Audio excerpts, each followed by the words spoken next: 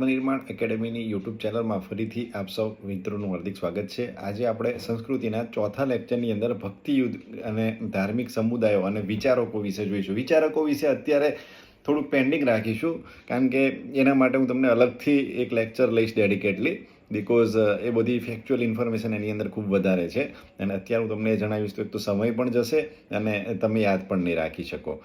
તો લાસ્ટ લેક્ચરની અંદર આપણે જોયું હતું કે વિચરતી અને વિમુખ જાતિ આદિવાસી જનજાતિ વિશેની પર ચર્ચા કરી હતી। એમાં અલગ અલગ દેશોની અંદર અલગ અલગ રાજ્યોની અંદર પંજાબ અને સિંધમાં, મુલતાનમાં જે બલુચ લોકો હતા, બરાબર, ખોખર જનજાતિ હતી, એના વિશેની આપણે ચર્ચાઓ કરી। ત્યારબાદ આપણે જે ગોંડ અને અહોમ જે એકદમ શક્તિશાળી કઈ રીતે બની ગયા અને કેવા અહોમ લોકો દ્વારા એ અહોમ રાજ્યની સ્થાપના કરવામાં આવી નોર્થ ઇસ્ટની અંદર, તો એની પણ આપણે ચર્ચા કરી અને કઈ રીતે એનું પતન થયું એના વિશેની પણ આપણે જાણકારી મેળવી। હવે આપણે ધીરેથી આ સિરીઝને આગળ વધારીશું અને ભક્તિયુગની શરૂઆત આપણે કરીશું। તો ભક્તિયુગની શરૂઆત કેમ થઈ હતી? ભાઈ, એ સમયે જે કાર્ય કરવામાં આવતા, ભક્તિના જે આંદોલનો કરવામાં આવ્યા, એનું કારણ શું હતું? એક તો આ લોકોનો મેઇન સિદ્ધાંત એ હતો કે એકેશ્વરવાદ, ઈશ્વર જે છે એ એક જ ઈશ્વર છે એવી ભાવના લોકોની અંદર જન્મે અને ભક્તિનો માર્ગ એ મતલબ એ ભક્તિનો માર્ગ લેવા માટે ક્યાંય જવાની જરૂર નથી, પોતાની રીતે જે ભક્તિના માર્ગ તરફ, ભગવાન તરફ આગળ જઈ શકે છે, એ વસ્તુઓને પુરવાર કરવા માટે ભક્તિ આંદોલન થયું હતું, બરાબર, જેને આપણે ભક્તિ યુગની એક શરૂઆત થઈ હતી, બરાબર। તો ભગવાન સાથે જોડવાની, બરાબર, જે ઊંચ નીચના ભેદભાવો હતા, જે અસમન્વય હતો સમાજની અંદર, એ અસમન્વય સમાજની અંદરથી સમન્વય સાધવા માટે આ ભક્તિ યુગની શરૂઆત થઈ હતી। તો ભક્તિ યુગ વિશેની થોડીક ઐતિહાસિક માહિતી આપણે મેળવી। હવે આપણે જોઈએ કે ભક્તિ યુગ સાથે મુખ્ય કયા સંતો જે છે। એક તો ભક્તિયુગ પણ છે, જેની અંદર એક સૂફી આંદોલન પણ છે ને ભક્તિ આંદોલન પણ છે। તો આપણે બંને વિશેની ચર્ચા આપણે આની અંદર કરવાની છે। તો મુખ્ય સંતની અંદર આમાં શંકરાચાર્યનું નામ સૌથી પ્રથમ આપણે લેવું જોઈએ, કારણ કે શંકરાચાર્યએ દક્ષિણ ભારતમાં સુધારણાની પ્રવૃત્તિ 8મી સદીમાં શરૂ કરી હતી।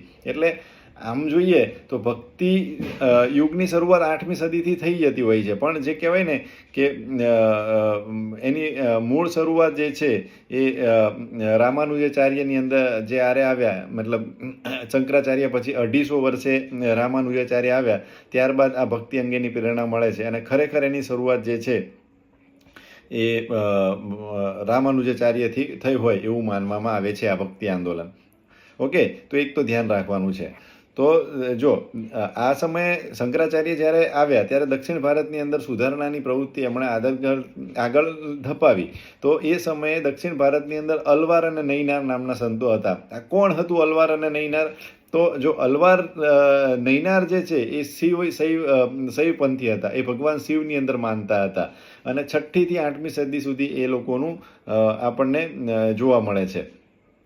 એવી જ રીતે જે નૈનાર છે એ નૈનારની અંદર ટોટલ 63 સંતો હતા, બરાબર, ટોટલ 63 સંતોનું એક ગ્રુપ હતું જ્યાં ભક્તિ આંદોલન એ જે છે એ મતલબ ધાર્મિક આંદોલનોનો પ્રચાર પ્રસાર એ આમના દ્વારા થતો હતો। પછી અલવાર કોણ છે? તો અલવાર જે છે એ ભગવાન વિષ્ણુમાં માનતા હતા, એટલે વૈષ્ણવ હતા તે લોકો, બરાબર, અને એની અંદર ટોટલ શ્રી અંદાલ જે છે એના મુખ્ય સંત હતા। અને આ જે અલવાર છે એ તામિલ પોએટ પણ હતા, ખાસ યાદ રાખજો, આ તમને કોઈ પણ સેન્ટેન્સમાં પૂછાઈ શકે છે। અલવાર સંતો જે છે દક્ષિણ ભારતની અંદર એ તામિલ જે છે એ કવિઓ હતા, તામિલ કવિઓમાંથી એ સંતો બનેલા હતા અને આવા 12 સંતોનું ગ્રુપ હતું જે ભક્તિ આંદોલનને આગળ પ્રચાર પ્રસાર કરી રહ્યું હતું। તો એ તમને ખાસ ધ્યાન રાખજો, અલવાર અને નૈનાર વિશેનો ડિફરન્સ જે ઓલરેડી મેં અહીંયા પિક્ચર્સની અંદર આપેલો છે। ભક્તિ આંદોલન એ આત્મસાક્ષરતા, મેં તમને કહ્યું ને કે ભક્તિ માટે કોઈની પાસે જવાની જરૂર નથી, આત્મસાક્ષરતા, મતલબ પોતાની અંદર એવી સાક્ષરતા લાવવાની જરૂર છે, બરાબર, અને એના દ્વાર ખોલવાની જરૂર હતી, જે આ ભક્તિ આંદોલન દ્વારા કરવામાં આવેલું છે। ભક્તિ માર્ગના સંતો અને ચિંતકોએ આમ જનતાની ભાષામાં ઉપદેશ આપ્યા। જે પહેલાં જે ઉપદેશો આપવામાં આવતા એ ઘણીવાર, કારણ કે એ સમયે સમાજ આપણો એટલો બધો શિક્ષિત નહોતો, બરાબર, અને અશિક્ષિત સમાજને જે કહેવાય ઉપદેશ આપવા માટે એકદમ એક કહેવાય ને કે લેમેન લેંગ્વેજની અંદર એને સમજાવવું પડે ત્યારે એ સમજતા હોય છે। તો એવી ભાષાની અંદર એમને ઉપદેશો આપ્યા હતા। પછી શંકરાચાર્યએ અહીંયા ખોટું લખ્યું છે, હિન્દ લખ્યું છે ને, એ હિન્દ નથી, પણ એ હિન્દુ ધર્મ છે. શંકરાચાર્યના હિન્દુ ધર્મના પ્રસારકોમાંના એક હતા. તો શંકરાચાર્ય જ્યારે એમ આવ્યા છે 8મી સદીની અંદર, જ્યારે આપણે વાત કરીએ ત્યારે ભારતની અંદર સૌથી પ્રબળ કયો ધર્મ હતો? તો એ સમયે ભારતની અંદર 3 પ્રબળ ધર્મો હતા, જેની અંદર બૌદ્ધ ધર્મ, જૈન ધર્મ અને હિન્દુ ધર્મ. પરંતુ જે કહેવાય ને, હિન્દુ ધર્મ કરતાં ચડિયાતા બંને ધર્મ હતા, બૌદ્ધ ધર્મ અને જૈન ધર્મ.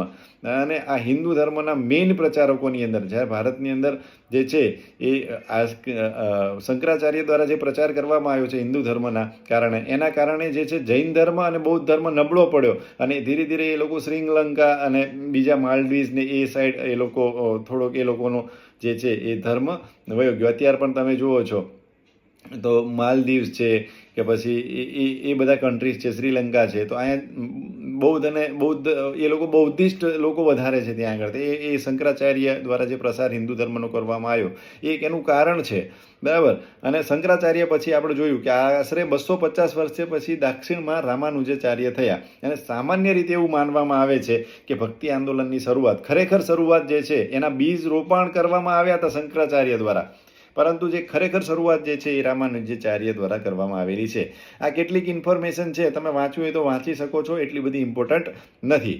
જો દક્ષિણ ભારતમાં 2 સંતો થઈ ગયા, બરાબર, શંકરાચાર્ય અને રામાનુજાચાર્ય, જેમણે દક્ષિણ ભારતમાં ભક્તિ આંદોલન ચાલુ કર્યા. હવે બંગાળ તરફ જઈએ, પૂર્વ તરફ. તો પૂર્વ તરફ બંગાળમાં જયદેવ અને ચૈતન્ય, બરાબર, 2 મહાન સંતો થઈ ગયા. અને ચૈતન્ય મહાપ્રભુ વિશે તો કહેવાય છે કે એમણે કૃષ્ણ ભક્તિની અંદર જે ગીતો બંગાળી રચ્યા અને હરિબોલ નામનો મંત્ર એ બંગાળમાં ગુંજતો કર્યો. તમને પૂછવામાં આવે કે બંગાળની અંદર હરિબોલ મંત્ર જે છે એ કોના દ્વારા જે છે એ આપવામાં આવેલો હતો? તો એ ચૈતન્ય મહાપ્રભુ દ્વારા, જે બંગાળની અંદર મહાન સંત થઈ ગયા એના દ્વારા કૃષ્ણ ભક્તિને લઈને જે કવિતાઓ અને જે એમણે સાહિત્ય લખ્યું છે, અથવા તો એમણે જે માર્ગ અને ઉપદેશ આપ્યા છે, એના દ્વારા હરિબોલનો મંત્ર એ બંગાળમાં ગુંજવા લાગેલો હતો. પછી એવી જ રીતે આ થઈ ગયું પૂર્વ. હવે ઉત્તર ભારતની અંદર જઈએ તો ઉત્તર ભારતની અંદર સૌથી મહત્વના સંત, બરાબર, તો એ છે રામાનંદ. સંતનું નામ હતું રામાનંદ, જેણે ઉત્તર ભારતની અંદર આ ભક્તિ આંદોલનના શ્રી ગણેશ કર્યા છે, બરાબર. એમના હસ્તે એ ભક્તિ આંદોલનની શરૂઆત થઈ છે. પછી એકેશ્વર પરંપરામાં કબીર સૌથી મહત્વપૂર્ણ સંત હતા. તો કબીરનું પણ આ ભક્તિ સંપ્રદાયમાં, ભક્તિ આંદોલનમાં નામ લેવામાં આવી રહ્યું છે. તો એ પણ એક મહત્વપૂર્ણ સંત હતા. એ જાતીય જે કહેવાય ને એમની, તેઓ વ્યવસાય વણકર હતા. જાતીય નહીં પણ વ્યવસાય એ વણકર હતા. વણકર એટલે વણાટ કામ કરતા હોય એવા લોકો, બરાબર, જેમ કે દરજી છે કે પણ બીજું કોઈ અન્ય વણાટનું કામ કરતા હોય એવા લોકો, એટલે વણકર હતા. બીજક નામનો કાવ્ય સંગ્રહ મોસ્ટ IMP કબીરનો નીચેનામાંથી કયો કાવ્ય સંગ્રહ છે, બરાબર, એવી રીતે તમને પૂછી શકે છે, અથવા તો સેન્ટેન્સ સ્વરૂપે પણ તમને આ પ્રશ્ન આપી શકે છે. બહુ જ ઇમ્પોર્ટન્ટ મને લાગી રહ્યો છે. બીજક નામનો કાવ્ય સંગ્રહ એ કબીર સાથે સંકળાયેલો છે, કબીર દ્વારા લખાયેલો છે, અને કબીરનું જે કાવ્ય સંગ્રહ છે એને બીજક તરીકે ઓળખવામાં આવે છે. બીજકની કવિતાઓ એટલી પ્રભાવિત હતી, તો તમે જુઓ આગળ લખેલું છે કે શીખોના પવિત્ર ગ્રંથ, શીખ જે ધર્મ છે એનો સૌથી પવિત્ર ગ્રંથ કયો છે? તો એ ગુરુ ગ્રંથ સાહેબને માનતા હોય છે, બરાબર. અને ગુરુ ગ્રંથ સાહેબની અંદર જે આપણે કેમ ભગવદ્ ગીતા છે એવી રીતે શીખોની અંદર ગુરુ ગ્રંથ સાહેબ છે. તો એ ગુરુ ગ્રંથ સાહેબની અંદર પણ આ કબીરની જે બીજકની કવિતાઓ છે એને સ્થાન આપવામાં આવેલું છે. એટલે કેટલું બધું જ્ઞાન ધરાવતા હશે સંત કબીર, તો એ પણ આપણને ખ્યાલ હોવો જોઈએ. અહીં ફોટો પણ એમનો આપેલો છે. પછી તુલસીદાસ યુવાનીમાં સાધુ બન્યા હતા. તુલસીદાસ દ્વારા રામચરિત માનસ અને વિનય પત્રિકા, આ ખાસ યાદ રાખજો. કયા 2 ગ્રંથો લખવામાં આવેલા છે? તુલસીદાસ દ્વારા કયા 2 ગ્રંથો લખવામાં આવેલા છે? એવો સીધો પ્રશ્ન તમને અહીંથી પૂછી શકે છે. એટલા માટે GCRT વાંચવાની છે, બરાબર. આ વિડીયો જે છે ને એ ફૂલ જોવાનો, 1.5x સ્પીડમાં જોવાનો. તુલસીદાસ દ્વારા રામચરિત માનસ, તો બધાને ખ્યાલ છે કે રામચરિત માનસ તુલસીદાસજીએ લખેલી છે, પણ જ્યારે વિનય પત્રિકા આવે છે, આવો કંઈક શબ્દ નવો આવી જાય ત્યારે લોકો આની અંદર ગૂંચાઈ જતા હોય છે. તો આ બંને જે છે એ તુલસીદાસજી દ્વારા લખવામાં આવેલા છે, બરાબર. અને ગુજરાતમાં જે છે પશ્ચિમ સુધી અને જોયું છે એ અલગ અલગ, આપણે દક્ષિણ જોઈ લીધું, પૂર્વ જોઈ લીધું, ઉત્તર જોઈ લીધું. તો પશ્ચિમ ભારતની અંદર જે છે એની શરૂઆત એ બહુ લેટથી થઈ. ઈસવીસન 1400 થી 1480ની અંદર જે આદિકવિ થઈ ગયા નરસિંહ મહેતા, એનો અનન્ય ફાળો એની અંદર આપણને જોવા મળે છે. તો એમના વિશે અહીં માહિતી આપેલી છે. એ માહિતીને આપણે નેક્સ્ટ લેક્ચરની અંદર જોઈશું. બરાબર, next lecture in the sense next ચેપ્ટરની અંદર જોવાનો પ્રયત્ન કરીશું, કારણ કે અહીંયા જે માહિતી આપેલી છે એટલી બધી ડિટેલ નથી અને પરીક્ષાલક્ષી નથી, એટલે આપણે એને સ્કીપ કરીશું. જે પરીક્ષાલક્ષી છે એ ભણવાનો આપણે પ્રયત્ન કરશું. પછી એવી જ રીતે જેમ ભક્તિ આંદોલન છે એવી સૂફી આંદોલન છે. તો સૂફી આંદોલન એ ઇસ્લામ સાથે સંબંધ ધરાવે છે. બરાબર, અને સૂફી આંદોલન જે છે એ મધ્યકાલીન ભારતની અંદર થયેલા ધાર્મિક આંદોલનમાં સૂફી ચળવળનો પણ સમાવેશ થાય છે. જે ધાર્મિક આંદોલનો થયા એની અંદરમાંનો એક મહત્વનું સૂફી ચળવળ પણ એક મહત્વનો ભાગ ભજવે છે. જે ધાર્મિક સામાજિક આંદોલનને હિન્દુ મુસ્લિમ સમન્વયનો જન્મ આપ્યો. જે હિન્દુ મુસ્લિમમાંની એકતા માટેના જન્મ માટે આ સૂફી ચળવળ જે છે એ ખૂબ જ જવાબદાર માનવામાં આવે છે. સૂફી શબ્દ ઇસ્લામના ધાર્મિક વિચારોને વ્યક્ત કરે છે. એટલે સૂફીનો મતલબ શું થાય છે? ઇસ્લામની અંદર જે એને ઇસ્લામ ધર્મ દ્વારા જે કહેવામાં આવ્યું છે એના વિચારોને ક્યાંક ને ક્યાંક રજૂ કરે છે, જેને આપણે સૂફી શબ્દથી ઓળખીએ છીએ. તો સૂફી શબ્દનો કંઈક મતલબ એવો થાય છે. તો એ થોડુંક માઇન્ડમાં રાખજો, કારણ કે ઘણા લોકોને ખ્યાલ ના હોય તો એ કન્ફ્યુઝ થઈ જતા હોય છે કે આ સૂફી શું હશે. તેનો મુખ્ય મત ઈશ્વર અને મનુષ્ય વચ્ચે પ્રેમનો સંબંધ સ્થાપિત કરવાનો છે. સૂફીનો મતલબ શું છે કે ભાઈ ઈશ્વર અને મનુષ્ય બે લોકો છે તો એની પ્રેમના તાતણે બંને એક છે બીજા સાથે જોડાય, તો એની વાત કરવામાં આવેલી છે. ભારતમાં સૂફી મત ફેલાવનાર 4 પરંપરાઓ હતી. તો આ સૂફી મત છે એ સૂફી મત ફેલાવનાર કેટલી પરંપરાઓ હતી ભારતમાં? તો 4 પરંપરાઓ હતી. એમાંથી સૌથી પહેલાં વાત કરીએ, મોસ્ટ IMP ધ્યાન રાખજો. ભારતમાં સૂફી મત ફેલાવનારી 4 પરંપરાઓ હતી, જેમાં સૌથી પહેલાં ચિશ્તી પરંપરા, બીજી સુહરાવર્દી પરંપરા, ત્રીજી કાદરી પરંપરા, ચોથી નક્શબંધી પરંપરા. બરાબર, આ 4 પરંપરાઓ હતી. બરાબર, એની અંદર સૌથી અગત્યની 2 છે, ચિશ્તી પરંપરા અને સુહરાવર્દી પરંપરા. હવે સૂફી આંદોલનમાં જે ચિશ્તી સુહરાવર્દી પરંપરા છે એ બગદાદના સિયાબુદ્દીન સુહરાવર્દી દ્વારા ચાલુ કરવામાં આવેલી હતી. બરાબર, સુહરાવર્દી પરંપરા જે છે એ સિયાબુદ્દીન સુહરાવર્દી દ્વારા ચાલુ કરવામાં આવી હતી. અને ચિશ્તી પરંપરા એ ખ્વાજા, જેને આપણે અજમેરની અંદર દરગાહ છે, ખ્વાજા મોઇનુદ્દીન ચિશ્તી દ્વારા જે છે એ ચાલુ કરવામાં આવેલી હતી, જે ખૂબ મોટા એમના મરણ પછી એક સૂફી સંત તરીકે એમને ખ્યાતિ પામ્યા હતા. તો આ 2 વસ્તુ તમારે યાદ રાખવાની છે, ચિશ્તી અને સુહરાવર્દી. કોના દ્વારા ચાલુ કરવામાં આવી, કેટલી છે પહેલાં તો એ યાદ રાખવાનું, કોના દ્વારા ચાલુ કરવામાં આવી એ યાદ રાખવાનું છે. Thank you. ચલો હવે આપણે આગળ જોઈએ. તો આગળ જે છે એ અહીંયા છે ને પ્રાદેશિક સંસ્કૃતિનું ઘડતર, જેમાં અલગ અલગ ભાષાઓ વિશે લખેલું છે, પણ એ એટલું બધું પરીક્ષાલક્ષી મને નથી લાગતું. અહીંયા ઉત્સવો આપેલા છે ભારતના, એ હું તમને ખૂબ જ ડિટેલમાં કરાવીશ. આની અંદર 2-4 ઉત્સવો જે છે એ રહી ગયેલા છે, તો આપણે બધા ઉત્સવોને એકસાથે એક ઉત્સવોનો લેક્ચર આની અંદર એડ કરી દઈશું, તો એ પણ તમને કવર થઈ જશે. મેળાઓ પણ આપણે અલગથી લઈશું. પછી આજે શાસ્ત્રીય નૃત્યો છે ને એને આપણે નેક્સ્ટ ચેપ્ટરમાં જોઈશું. 2-3 ચેપ્ટર પછી એને જોવાનો પ્રયત્ન કરીશું. એની અંદર થોડુંક ડિટેલમાં આપેલું છે. અત્યારે તમને જુઓ ક્યાંનું નૃત્ય છે અને થોડુંક ફેક્ચ્યુઅલ ઇન્ફોર્મેશન આપેલી છે, પણ આપણે આ ડિટેલમાં જોવાનું છે, એટલા માટે આપણે એને નેક્સ્ટ લેક્ચરમાં રાખીશું.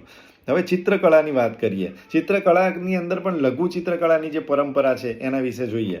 તો ચિત્રકળા તમને ખ્યાલ હોય તો મુગલ કાળની જ્યારે શરૂઆત થઈ ત્યારે ચિત્રશાળાઓની સ્થાપના થઈ હતી અને ચિત્રકળાનો ધીરે ધીરે વિકાસ થઈ રહ્યો હતો. અને લઘુચિત્રો પણ એ જ સમય થયા છે. તો પ્રાચીનતમ લઘુચિત્રો આપણને ક્યાં આગળ જોવા મળતા હતા? તાળપત્રોની અંદર જોવા મળતા હતા અને લાકડા પર દોરેલા મળી આવ્યા છે. એના ઘણા બધા અવશેષો છે.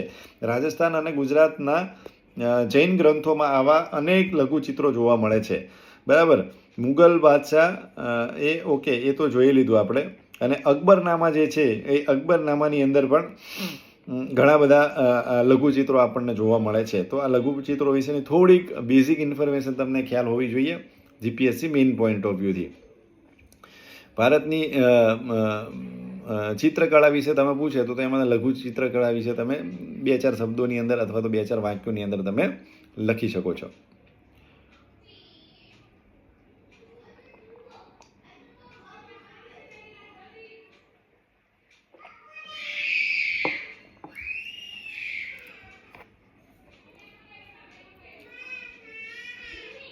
હવે ચિત્રની શૈલી વિશે જોઈએ અને એના ઘરાના વિસ્તાર, એટલે કયા ઘરાનામાં દ્વારા આ ચિત્રકળાનો વિકાસ થયો હતો, કઈ શૈલીનો વિકાસ થયો હતો અને આશ્રયદાતા આધારિત જે કળા છે એના વિશેની ચર્ચા આપણે કરીએ. તો 17મી સદી પછીના વર્ષોમાં હિમાચલ પ્રદેશમાં પણ લઘુ ચિત્રકળાનો ખાસો વિકાસ થયો હતો. બરાબર, ખાસ મોસ્ટ ઇમ્પોર્ટન્ટ છે, લઘુ ચિત્રકળા વિશે વધારે માહિતી આપેલી છે, ધ્યાન રાખજો. 17મી સદી પછીના વર્ષોમાં હિમાચલ પ્રદેશમાં પણ લઘુ ચિત્રકળાનો ખાસો વિકાસ થયો, જેને બસોહલી શૈલી કહેવામાં આવે છે. તો બસોહલી શૈલી એ શેની કળા છે, શેની સાથે સંબંધિત છે? તો એ ચિત્રકળા સાથે સંબંધિત છે. વધારે ડિટેલની અંદર જોઈએ તો લઘુ ચિત્રકળા સાથે સંબંધિત છે. કઈ જગ્યાએ વિકસેલી છે? તો હિમાચલ પ્રદેશની અંદર જે કહેવાય ને એ વિકસેલી છે 17મી સદી પછી. ઓકે, તો એ ધ્યાન રાખજો, બસ હોલી શૈલી. પછી બીજી વસ્તુ, ભાનુ દત્તના પુસ્તક રસમંજરીમાં આવા વિશિષ્ટ ચિત્રો જોવા મળે છે. નાદિર શાહના આક્રમણ અને દિલ્હીના વિજયના કારણે મુગલ કલાકારો જે છે ધીરે ધીરે કેમ કે જેમ મુગલ સામ્રાજ્ય આગળ વધતું જયું, જેમ દિલ્હીમાં આવ્યા પહેલાં, પછી હિમાચલ પ્રદેશમાં ગયા, તો હિમાચલનો તો પહાડી વિસ્તાર છે, તો ત્યાંથી કેટલાક ચિત્રકારો જે છે એ ત્યાં આગળ જઈને પણ વસ્યા હતા. ઓકે, એટલા માટે ત્યાં આગળ પણ આપણને એના જે છે એ વિકાસ આપણને જોવા મળે છે. બરાબર, પહાડી વિસ્તારોમાં વસ્યા અને જે ચિત્રકળાનો વિકાસ થયો જેને કાંગડા શૈલી તરીકે ઓળખવામાં આવે છે, તો આ પણ યાદ રાખજો. જે પહાડી ચિત્રકલાને પહાડી ચિત્રકલા પણ કહેવામાં આવે છે. તો પહાડી ચિત્રકલા બીજા કયા નામે ઓળખવામાં આવે છે? બરાબર, એ કાંગડા શૈલી તરીકે ઓળખવામાં આવે છે. અને વૈષ્ણવ સંત પ્રેરિત નવી શૈલી વિકસાવી. બરાબર, પછી 18મી સદીના મધ્યભાગ સુધીમાં ધીરે ધીરે 17મી સદી પૂરી થઈ, 18મી સદીની શરૂઆત થઈ. 18મી સદીના મધ્ય ભાગની અંદર આ જે કલાકારો છે એ વૈષ્ણવ સંપ્રદાયની પરંપરાઓથી પ્રેરણા લઈ એક નવી શૈલી વિકસાવી. આ કઈ નવી શૈલી હતી? ખાસ ધ્યાન રાખજો, મોસ્ટ ઇમ્પોર્ટન્ટ. વાદળી અને લીલા રંગની સાથે કોમળ રંગોનો ઉપયોગ અને વિષયોનું કાવ્યાત્મક નિરૂપણ એ કાંગડા શૈલીની વિશેષતા હતી. કાંગડા શૈલીની વિશેષતા શું છે તો એ તમને પૂછવામાં આવે તો વાદળી અને લીલા રંગની સાથે સાથે કોમળ રંગોનો ઉપયોગ કરવો એ જે છે એ કાંગડા શૈલીની એક વિશેષતા હતી. બરાબર, તો આ ધ્યાન રાખજો. કાંગડા શૈલી એક તો પહાડી મેઇન મુગલ કાળમાંથી આવેલી છે. બરાબર, મુગલો જેમ જેમ આગળ ગયા એમ પહાડી વિસ્તારની અંદર જે લઘુ ચિત્રકળા વિકસી એને કાંગડા શૈલી કહેવામાં આવે છે. બસ હોલી શું છે એ પણ તમને ખ્યાલ હોવો જોઈએ. પછી રાજપૂતોની વીરતાભરી ગાથાઓ વિશે જોઈએ તો બ્રિટિશકો આજના રાજસ્થાનને લોકો શું કહેતા હતા? એ રાજપૂતાના તરીકે ઓળખતા હતા. રાજપૂતોએ રાજસ્થાનમાં એક વિશિષ્ટ સંસ્કૃતિનું સર્જન કર્યું હતું. રાજપૂતોની સાંસ્કૃતિક પરંપરાઓ તેમના આદર્શ અને વીરતા સાથે જોડાયેલી હતી. રાજપૂતોની વીરતાભરી ગાથાઓ ચારણો અને બારોટોએ કાવ્ય અને ગીતોમાં વર્ણવતા હતા. આ કથાઓમાં રાજપૂતની શૂરવીરતા અને સ્વામી ભક્તિ, મિત્રતા, પ્રેમ, વીર અને ક્રોધ આવા બધા ભાવોને દર્શાવવામાં આવેલા છે. તો જે રાજપૂતાઈ છે એના વિશે એની યશસ્વી ગાથાઓ છે, એ યશસ્વી ગાથાઓને ચારણો દ્વારા સાચવવામાં આવેલી છે. બારોટોએ એને કાવ્ય સ્વરૂપે નિરૂપણ કરેલું છે, જેની અંદર એના અલગ અલગ ભાવોને દર્શાવવામાં આવેલા છે. પછી રાજપૂત સ્ત્રીઓ વિશે પણ લખેલું છે કે રાજપૂત સ્ત્રીઓ ગાય અને ધર્મ માટે પોતાના પ્રાણ ન્યોછાવર કરી દેતા. રાજપૂતો જે છે એ પોતાનો પ્રાણ જે છે એ સ્ત્રીઓ અને ગાય તેમજ ધર્મ માટે ન્યોછાવર કરી દેતા. રાજપૂત સ્ત્રીઓ પણ શૂરવીરતામાં પાછી પડે તેમ નહોતી. તેઓ જીવન અને મરણ બંનેમાં શૂરવીર પતિના પગલે ચાલતી. બરાબર, એનો પતિ જીવે છે તો જીવવાનું છે, પતિ મરે છે તો મરી જવાનું છે, એવી ભાવના એ રાજપૂત સ્ત્રીઓની અંદર હતી. અને જે કહેવાય સતી પ્રથાનો ઉલ્લેખ એ પણ એનું એક કારણ છે. બરાબર, જોહર કરી લેવામાં આવતું એ સમયે યુદ્ધની અંદર, કારણ કે ત્યાં આગળ એટલીસ્ટ એ સમય એવો હતો કે યા તો તમે ગુલામી સ્વીકારો, બરાબર, તમારા મતલબ મહિલાઓ છે અથવા તો તમારી જે પ્રજા છે એ પ્રજાની અંદર ખાલી રાજપૂતો તો હતા એવું નથી. એની અંદર સર્વ ધર્મ સમભાવ, બરાબર. એની અંદર દરેકે દરેક 36 કોમ હતી અને એ કોમનો એક રાજા હતો. તે રાજાનું ઉત્તરદાયિત્વ હતું, બરાબર. રાજા જે છે એ કોઈ પણ પ્રદેશ એ કોઈ પણ આક્રમણકારીને સોંપી દે તો સૌથી પહેલાં રાજાનું નુકસાન નહોતું થવાનું, રાજા તો બહુ છેલ્લે આવવાનો હતો. સૌથી પહેલાં નુકસાન એની પ્રજાનું થવાનું હતું. એની પ્રજા જે છે, એની પ્રજાની સ્ત્રીઓ છે, મહિલાઓ છે, બાળકીઓ છે, એનું અપહરણ થઈ જશે, એની ઉપર બળાત્કાર થશે, એની ઇજ્જત અને આબરૂ ખોઈ બેસશે. એટલા માટે રાજપૂતો દ્વારા જે છે એ તલવારો લઈ અને લડાઈઓ કરવામાં આવતી હતી, બરાબર. તો એ વસ્તુ છે. અને લડાઈઓની અંદર પણ રાજપૂતોની સાથે સાથે દરેક કોમના લોકો જોડાયેલા હતા, કારણ કે એ રાજાને પોતાનો ભગવાન માનતા હતા. પોતાની ઇજ્જત જે છે, પોતાના રાજ્યની ઇજ્જત જે છે એ પોતાની ઇજ્જત માની અને દરેક લોકો એની અંદર સામેલ થતા હતા. તો આ બધી વસ્તુઓ આપણને આપણા ઇતિહાસ વિશે ખ્યાલ હોવી જોઈએ, કારણ કે આપણને જો આ વસ્તુનો ખ્યાલ હશે તો આપણે આપણી આવનારી પેઢી સુધી એ પહોંચાડી શકશું. પછી પીર વિશે જોઈએ તો પીર વિશેની વાત કરીએ તો સૂફીવાદના મતે ધર્મ એટલે ઈશ્વર પ્રત્યેનો પ્રેમ અને માનવતાની સેવા, બરાબર. સૂફીવાદનો ધર્મ એટલે શું છે? સૂફીવાદ પ્રમાણે ધર્મ શું છે? તો ઈશ્વર માટે તમારી પાસે જે પ્રેમ છે અને માનવો માટેની જે સેવા કરવાનો ભાવ છે, બરાબર, એને આપણે શું કહીએ છીએ? એને ધર્મ કહીએ છીએ. એ સૂફીવાદનું આ એક ડેફિનેશન છે. સમયાંતરે સૂફી જુદા જુદા સિલસિલામાં વહેંચાઈ ગયા. સિલસિલા એટલે અલગ અલગ શ્રેણીમાં જે છે એ સૂફી વહેંચાઈ ગયા અને દરેક સિલસિલાના માર્ગદર્શક જે હોય એને પીર તરીકે ઓળખવામાં આવતા, જે પાછળથી ખ્વાજા અથવા તો શેખ તરીકે પણ ઓળખાતા થયા. અને પીરના જે શિષ્યો છે એ શિષ્યોને મુરીદ તરીકે ઓળખવામાં આવતા. ખાસ યાદ રાખજો, એક્ઝામ પોઈન્ટ ઓફ વ્યૂથી ઇમ્પોર્ટન્ટ છે. ચલો હવે આગળ જોઈએ તો ભારતમાં મંદિરો વિશેની પાળિયાઓની વાત કરીએ તો પાળિયાઓ જે છે એ પાળિયાઓ કોના હોય? તો પાળિયા જે છે એ દુશ્મનો સામે પોતાના સ્ત્રીઓની રક્ષા માટે, ધર્મની રક્ષા માટે દુશ્મનો સામે પાળ થઈ અને ઊભા રહ્યા છે, બરાબર.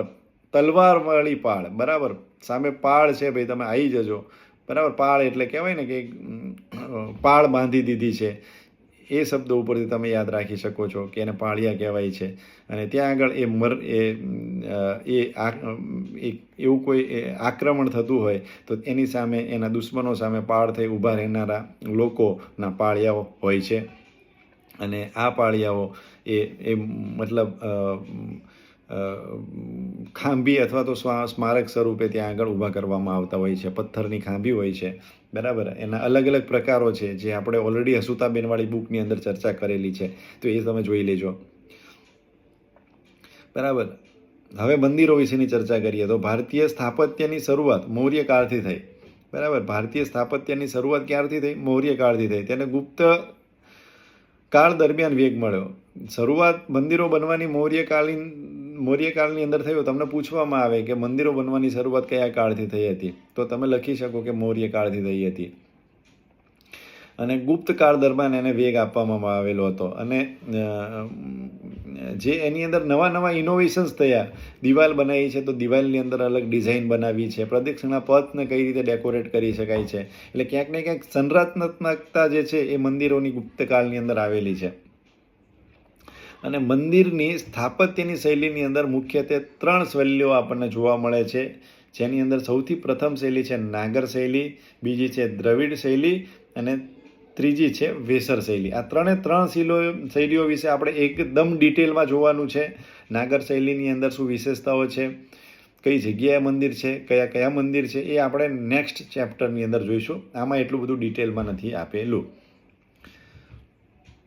હું એવી જ વસ્તુઓ શરૂઆતના ચેપ્ટરમાં ચલાવી રહ્યો છું કે પાછળ તમને જ્યારે આપણે ભણીએ ત્યારે એનો કોન્સેપ્ટ સમજવામાં તમે ઇન્ટરલિંક એની સાથે કરી શકો. ઓકે, હવે ગુજરાતની અંદર સ્પેશિયલી વાત કરવામાં આવી રહી છે તો શિલ્પ સ્થાપત્ય વિશે.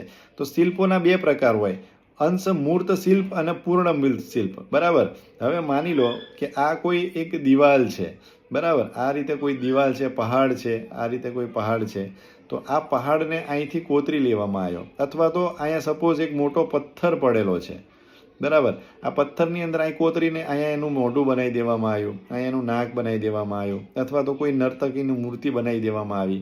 તો આગળનો એક જ ભાગ વિઝિબલ છે, પાછળનો ભાગ એનો પથ્થર સમૂહ લેવલમાં જ છે, એ પથ્થર સ્વરૂપે જ હોય છે. તો આગળના ભાગની અંદર ખાલી જે તમે એને એક ડાયમેન્શનથી જોઈ શકો છો, ફક્ત આગળના ભાગની અંદર જે પણ ચિત્ર બનાવ્યું છે એ ચિત્રની વાત કરું છું, બરાબર. એને શું કહેવાય છે? અંશમૂર્ત શિલ્પ તરીકે ઓળખવામાં આવે છે. પરંતુ કોઈ એવું મૂર્તિ છે કે જેને તમે ચારેય બાજુથી જોઈ શકો છો. આ એક મૂર્તિ બનાવી છે આ રીતે, બરાબર. તો આને તમે આગળથી પણ જોઈ શકો છો, પાછળથી પણ જોઈ શકો છો, ઉપરથી પણ જોઈ શકો છો. આવી રીતે 3 ડાયમેન્શનમાં જોઈ શકો છો, બરાબર. એની પાછળ પથ્થર કોતરી અને વચ્ચે જગ્યા કરી દેવામાં આવી છે, એટલે એની ફરતે ગોળ રાઉન્ડ તમે કરી શકો એવી વ્યવસ્થા છે. તો એને પૂર્ણ શિલ્પ તરીકે ઓળખવામાં આવે છે. તો આ 2 પ્રકારના જે છે એ શિલ્પ ના પ્રકાર જે છે એ તમને થોડુંક ખ્યાલ હશે તો ક્યાંક એક્ઝામમાં પૂછાશે તો તમને ખ્યાલ આવી જશે.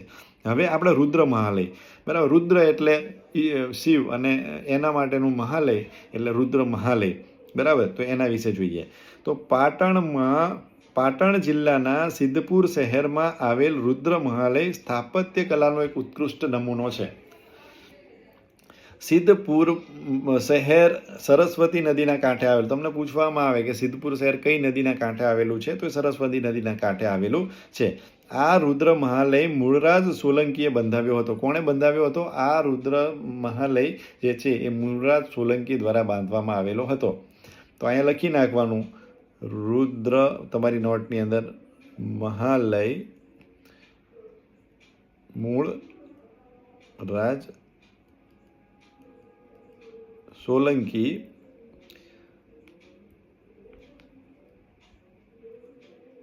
સિદ્ધપુર,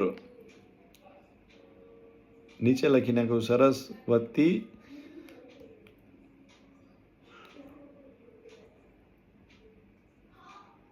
નદી. એટલે તમને આખું લાઈન જે છે એ યાદ રહી જશે. પછી બનાવવામાં મૂળરાજ સોલંકી આવ્યો હતો, પણ પાછળથી થોડું ઘણું એનું સમારકામ જે કરવું પડે, રિનોવેશન કરવું પડે, એ સિદ્ધરાજ જયસિંહ દ્વારા કરવામાં આવેલો હતો. અત્યારે રુદ્ર મહાલય આવો ખંડેર હાલતમાં છે, પણ ક્યાંક ને ક્યાંક જે છે એ આર્કિટેક્ટ દ્વારા એની જે કેવો હશે એ સમયે એની વિશે લખવામાં આવેલું છે. તો એ જે છે એ સમૃદ્ધ આપણી ગુજરાતની સોલંકી વંશની જે સ્થાપત્ય કલા છે એને દર્શાવે છે, બરાબર. તમારે જોવું હોય કઈ રીતે આપણે સમૃદ્ધ કહી શકીએ તો લખી શકો તમે.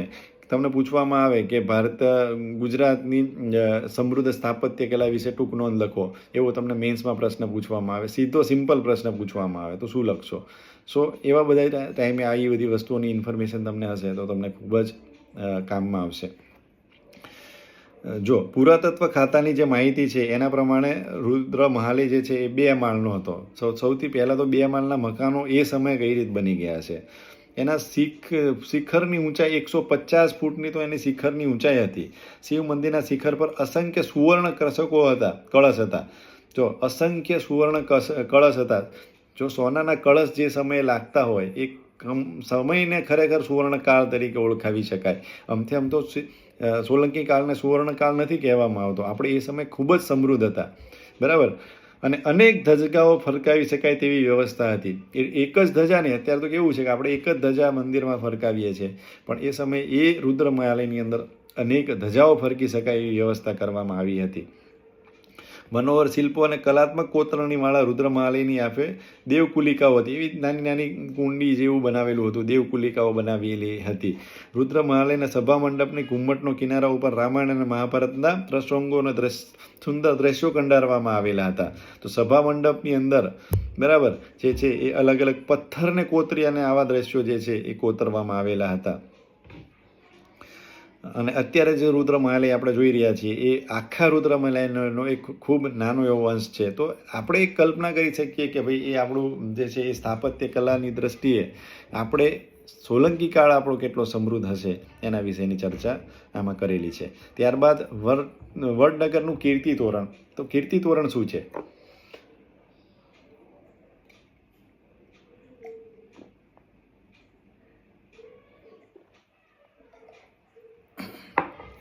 તો કીર્તિ તોરણ, કીર્તિ એટલે યશ, બરાબર. તો બંધાવેલું કીર્તિ તોરણ મહેસાણા જિલ્લાના વડનગરમાં આવેલું છે. સૌથી પહેલાં તો ધ્યાન રાખજો, મહેસાણા જિલ્લાના વડનગરમાં આવેલું છે. આ કીર્તિ તોરણ 2 નમૂન શિલ્પ સ્થાપત્યની સમૃદ્ધિના પ્રતીક છે, બરાબર.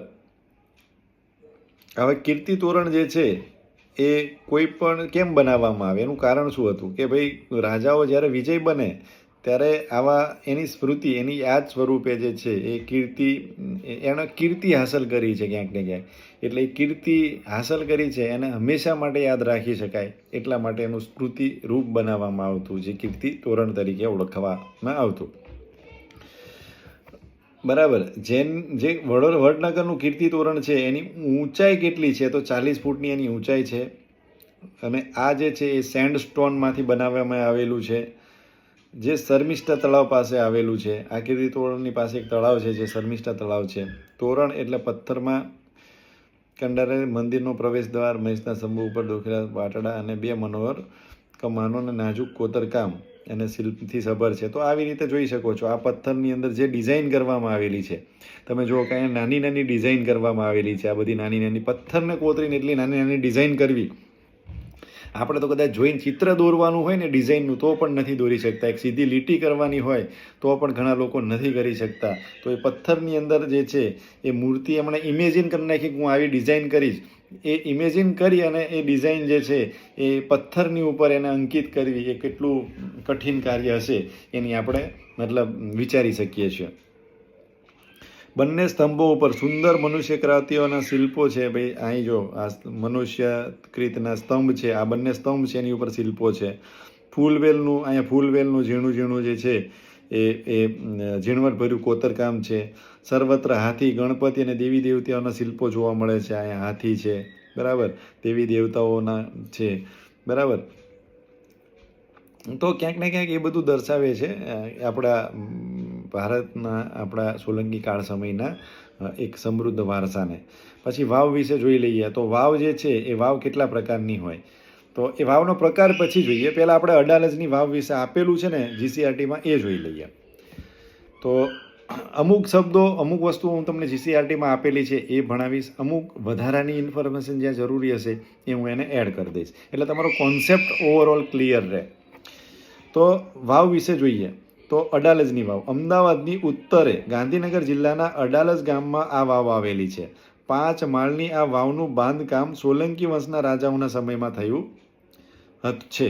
સ્થાપત્યની દ્રષ્ટિએ પાટણની રાણકી વાવને મળતી વાવ. આ વાવ સંવત 1499માં રૂડાબાઈએ પોતાના પતિ વીરસિંહની યાદમાં બનાવી હતી. તો રૂડાબાઈ દ્વારા બનાવવામાં આવેલી છે, એમના પતિ જે છે વીરસિંહ, બરાબર, એમની યાદમાં આ વાવ બનાવેલી છે. અને રાણકી વાવ જે છે એ પાટણની રાણકી વાવને મળતી આવતી વાવ છે. હવે આની અંદર 3 પ્રવેશ દ્વારો છે અને ઉચ્ચ કોટીના શિલ્પકામ અને સ્થાપનની દ્રષ્ટિએ નોંધપાત્ર છે.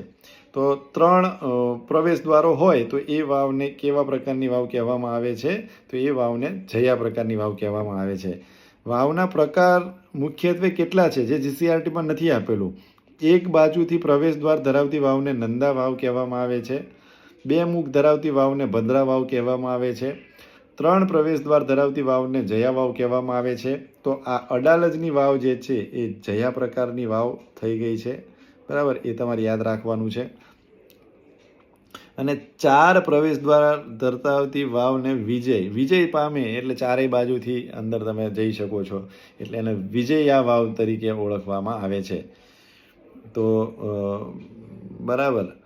પછી અહીંયા આગળ પણ આપેલી છે અડાલજની વાવ દહેગામમાં સાંપાની વાવ, આ જયા પ્રકારની વાવ છે, તેમાં 3 પ્રવેશ દ્વાર જોવા મળે છે.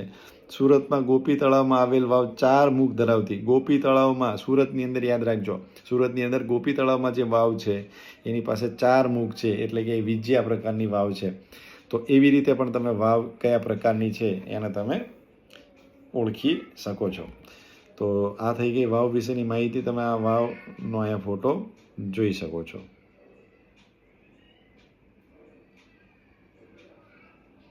કાંકરિયા તળાવ વિશેની માહિતી આપણે ઓલરેડી સેકન્ડ લેક્ચરમાં આપેલી છે, તો કંઈ જોવાની જરૂર નથી. હવે સીદી સૈયદની જાળી વિશે માહિતી થોડીક આપી છે, થોડીક વધારે માહિતી જોઈ લઈએ. તો અમદાવાદમાં મસ્જિદોમાં કલાત્મક જાળીઓ એ મુસ્લિમ સ્થાપત્યની એક વિશિષ્ટ સિદ્ધિ છે. અમદાવાદના લાલ દરવાજા વિસ્તારમાં આવેલ સીદી સૈયદની જાળી તેની દિવાલમાં આવેલ અત્યંત મનોહર કોતરણીવાળી બે પથ્થરની જાળીઓને લીધે જગતભરમાં ખ્યાતિ પામેલી છે.